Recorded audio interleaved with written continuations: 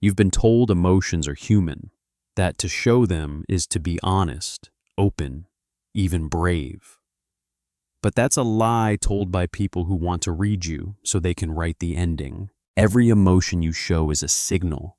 Every twitch in your face, every quiver in your voice, every microsecond of hesitation, it teaches people how to move you, how to weaken you, how to control you. This isn't paranoia, this is strategy. Machiavelli watched kings lose kingdoms over a single outburst. He watched prisoners condemned by a flicker of guilt. He understood something most people never learn: what you feel matters less than what you show. And what you show is always ammunition for someone else. You're in a room. Maybe it's a meeting. Maybe it's a dinner. Maybe it's war, dressed in politeness. You speak. They listen. But one person watches your hands. One watches your eyes. And one watches the silence that falls after your last word. Do you smile nervously? Do your fingers fidget? Do you blink faster than usual? Each of those tells them something. You're not confident, you're unsure, you care too much about how they'll respond. The moment you show emotion, you make yourself readable. And the readable man is the predictable man. And the predictable man is dead in any game of power. Why? Because the moment they know what hurts you, what thrills you, what offends you, they now control the script. You've just handed them your remote control. You think a furrowed brow is honesty.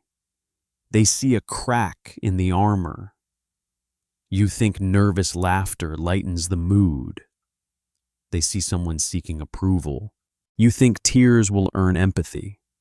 They may nod, but they'll never trust you with real power again. Even children know this. Watch them play. The one who cries too easily, he gets pushed. The one who's quiet, unreadable, he becomes the leader. Not because he's stronger, but because no one knows where to stab. Control isn't just about what you say. It begins far before that. It begins in what you allow others to read. And if you want to be powerful, the first rule is simple. You don't get to be emotionally available. Not here. Not when the world is watching. Even your allies are watching you. And remember, today's ally can be tomorrow's witness. You want to build presence. Start by becoming unreadable. A still face. A slow blink. A calm tone, even when chaos unfolds. This is not robotic. It's not sociopathic. It's self-defense. Machiavelli would say, it is not enough to hide the knife. You must hide the hand that holds it, and the breath that quickens at the thought of using it. So look at yourself now. Every emotion you show, do you control it, or does it control you? Do you speak calmly because you're composed, or because you're suppressing panic? Can you sit still while being insulted and still own the room? Can you win without reacting? And leave them wondering if you ever felt anything at all. Because when they wonder, they hesitate. And when they hesitate, you control the pace. And when you control the pace, you win. You think your anger is justified. You believe it proves conviction, passion, principle. But Machiavelli would scoff at that. He'd tell you outrage is weakness in a red cloak. When you lose your temper, you don't gain power. You lose control, not just of yourself, but of the room. Watch a man erupt in fury. He thinks he commands attention. In truth, he's just performed a confession. His enemies now know what gets to him. His allies now question his stability. And the silent ones, they just learned how to manipulate him next time. Rage is noisy. Control is quiet. Power doesn't raise its voice. It sharpens its silence. There is a moment before the outburst always. The jaw tightens. The breath catches. In that moment, you stand at a fork. One path leads to power, the other to exposure. Anger is seductive. It feels righteous. It demands release.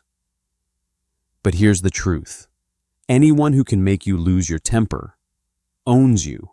A smirk, a whisper, an insult delivered with precision.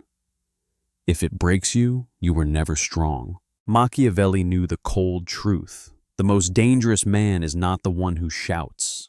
It's the one who smiles while you scream. In war, the enraged general charges early and dies first.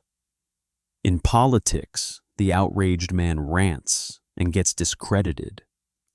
In life, the emotional one speaks first and regrets last. You think anger gives you energy.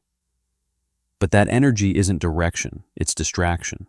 Strategic people don't show anger, they weaponize calm. Think of the courtroom, the assassin's table, the negotiation room. The one who breathes slowly controls the tempo. The one who doesn't blink commands the space. When someone attacks you and you remain unmoved, you break their weapon. Their insult returns to them heavier than before. Anger is a gift, and you've been giving it away for free to coworkers, to strangers online, to ex-lovers. Each time you made yourself smaller. Machiavelli taught never let your enemy know he's wounded you. Even if you bleed, do it behind the curtain. Let others storm and yell and crack their voices in rage. You sit still. You observe. You choose your words with surgical precision. You respond slowly or not at all. And when they've exhausted themselves trying to provoke you, you offer one sentence. Cold, unapologetic, final. That's control, because power isn't about dominating the conversation. It's about dominating yourself first. You'll never own others until you own your own fire. And fire, when caged, becomes a weapon. When loose, it becomes ashes. So the next time you feel it rising, the heat, the urge to lash out, breathe once. Hold it. Let the silence speak louder than your fury ever could. You are not a storm. You are the mountain it tries to move. You were told that showing your pain makes you human. That if you open your wounds, others will show you theirs. That vulnerability builds trust. But trust is a luxury, not a strategy. And in the realm of power, pain is currency. Every time you show it, someone is watching, calculating its value. You weep in front of a friend. They comfort you. But later, when stakes are high, they remember that tear. They wonder if you'll break again. You confess your sadness to a lover. They hold you. But a month later, they question your ability to lead, to stand firm. And when you cry before an enemy, you just showed them where to stab. Machiavelli observed this truth centuries ago. He saw how the rulers who bled in public lost loyalty in private. Because people say they want empathy. But in times of crisis, they follow the ones who do not bleed. Sadness is not respected, it is pitied, and pity erodes power. There is a reason predators in the wild target the limping animal. It's not cruelty, it's instinct. And humans, for all their civility, are no different. That moment when you sigh too deeply, when your voice cracks mid-sentence, when your shoulders droop after rejection. They see it, even if they don't speak of it, they remember. The workplace, the court, the relationship. They are all arenas, and in arenas, you do not cry. You think you're building intimacy. What you're building is a dossier for someone else to use later. You believe sadness invites support, but often it invites judgment. Not because people are cruel, but because power is magnetic and sadness repels. What should you do instead? Feel everything. Feel deeply, but show nothing. There is power in this man who stands tall, even when he's broken. There is respect for the one who buries his grief beneath a still gaze. Machiavelli didn't say you must be empty. He said you must appear full of resolve, full of direction, full of the cold silence that makes others question your limits. When you're hurt, speak less. When you're grieving, move with purpose. When you're betrayed, look them in the eye and nod once. You may scream later in private, but never give your pain to the public. It's not their medicine, it's their weapon. Because sadness, when seen, becomes a signal, and signals can be copied, replayed, twisted, used. But when no one knows you're hurting, they have no foothold, no way in, no leverage. That is the beginning of psychological dominance, not the absence of emotion, but the refusal to hand it over. Let them wonder why you didn't flinch. Let them speculate why you smiled at the worst moment. Let them fear that perhaps you don't feel at all. They'll respect you more than they ever pitied you. Happiness is a liability. You think joy is safe, that no one would weaponize it, but they will. Because what you celebrate reveals what you crave, and what you crave can be taken. Watch yourself when you smile too freely, when you laugh without measure, when you share what lights you up. You are offering them the blueprint to your desire. Machiavelli would say, they can't destroy what they can't define. But once they see what makes your eyes gleam, they've found the lever. It starts subtly. You speak of your ambitions. They nod, file it away. Later, they dangle that goal in front of you, or threaten to withhold it. You talk about someone you love. They smile, and then they make you choose between that person and your principles. Even moments of laughter can mark you. A joke, a story, a shared memory. They begin to shape an image of you, not the one you control, but the one they can use. You think only sadness or anger reveals you. But joy is the most revealing emotion of all. Why? Because it bypasses your defenses. You're not thinking strategically when you're thrilled. You're thinking emotionally. And in that moment, you speak too fast. You tell too much. You show your whole hand. Happiness is not the enemy, but unguarded joy is a breach. You celebrate openly. They take notes. You post your wins. They study your rhythm. You show them what you love, and they know what to threaten. Imagine this. A man has built an empire on secrecy, but he smiles every time someone mentions his daughter. It's not hard to guess where the knife will point. What should you do? Keep your joys. Protect them like sacred fire. But do not parade them. Smile in stillness. Laugh, but with restraint. Let your pleasure be quiet, undetectable. Machiavelli knew this principle. What is unseen is untouchable. So let them wonder what you love. Let them guess what excites you. Let them search your face and find only calm. This doesn't mean you must be joyless. It means you must become unpredictable in your expressions. The less they know what pleases you, the harder it is to tempt you, distract you. You become immune to flattery, resistant to bribery, untouchable by seduction. When they cannot manipulate your happiness, they are left with nothing. Because a man who reveals nothing, even joy, is a mystery. And in this world, mystery is power. Be the one who smiles when no one understands why. Be the one who celebrates privately.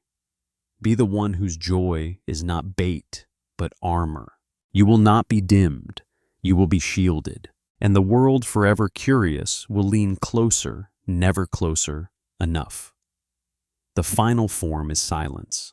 Not the silence of fear, not the silence of emptiness, but the silence of control. You've learned not to rage, not to bleed, not to beam too brightly. But true mastery is not just suppressing emotion. It's erasing your reflection altogether. You become unreadable, not cold still, not empty controlled, not aloof strategic. Machiavelli once wrote, A man who reveals nothing forces others to reveal themselves first. And that is the essence of the unreadable man. He does not enter the room, he absorbs it. He lets others talk, lets them show their cards. And in their desperation to know him, they expose everything.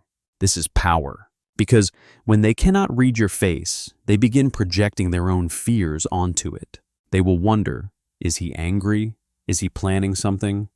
Does he know more than he says? And the answer is always yes, because you have shown them nothing.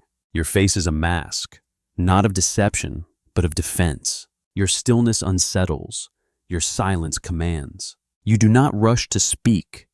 You let pauses work for you. You use space like a scalpel. Where others rush to fill silence, you let it hang until they panic. Where others perform empathy, you offer observation. Where others beg to be understood, you prefer to be misunderstood, because being misunderstood is better than being disarmed. Even your allies, yes, even them should be given only fragments. Loyalty is a shifting thing, and the less they know, the less they can betray. You are not hiding from connection.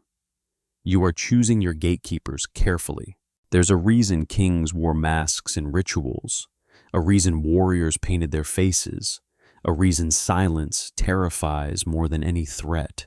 The unreadable man is untouchable, because control begins in perception, and perception begins in what you choose to show. So stop explaining, stop reacting, stop narrating your every thought like a window desperate to be opened. Close the blinds, let them guess, let them project, let them fear, and above all, let them respect. Because in a world addicted to attention, the one who withholds becomes the one they cannot ignore. You don't need to dominate every room, you only need to master your presence. Still eyes, measured breath, emotionless silence. And suddenly, you are the most powerful voice in the room without speaking a word. There is a strange peace in becoming unreadable. Not as a wall, but as a mirror reflecting nothing unless you choose. You do not betray your fire, but you guard it like a fortress. The world may provoke you, praise you, tempt you, but you remain still, steady, silent. And in that silence, you become something more, not untouchable by chance, but by choice. Not invulnerable, but unseen. And the less they see, the more they fear, because you are no longer controlled. You are the control. If this story spoke to you, share it, and tell me which part struck deepest.